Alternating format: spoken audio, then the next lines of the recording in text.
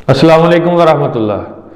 एक दफ़ा अम्मा जी आयशा रज़ी अल्लाह ताला अन्हा ने इशा की नमाज के बाद देर कर दी, तो जब फिर आप आई तो नबी सलाम ने उनसे पूछा कि तुम कहाँ थे।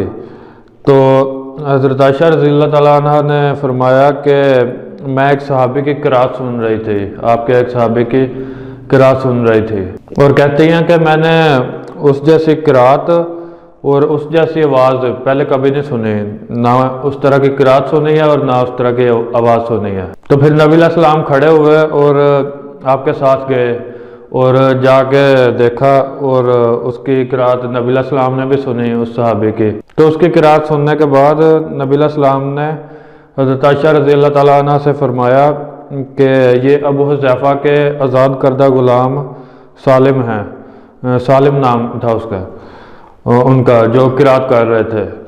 तो उसके बाद नबी सलाम ने फरमाया कि तमाम तारीफ़ें उस अल्लाह ताला के लिए हैं जिसने मेरी उम्मत में इस तरह के लोग पैदा किए हैं। तो यानी नबी सलाम को भी उसकी किरात सुन के खुशी हुई थी, तो नबी सलाम ने इस तरह से फरमाया। फिर तो इस वाक़या से और इस हदीस से हमें पता चलता है कि कुरान की तिलावत अच्छी आवाज़ में करना भी एक अच्छा अमल है, और नबी सलाम ने इसको पसंद फरमाया था। यानी हमें किरात सीखनी चाहिए, उसको जितना बेहतर हो सके करना चाहिए।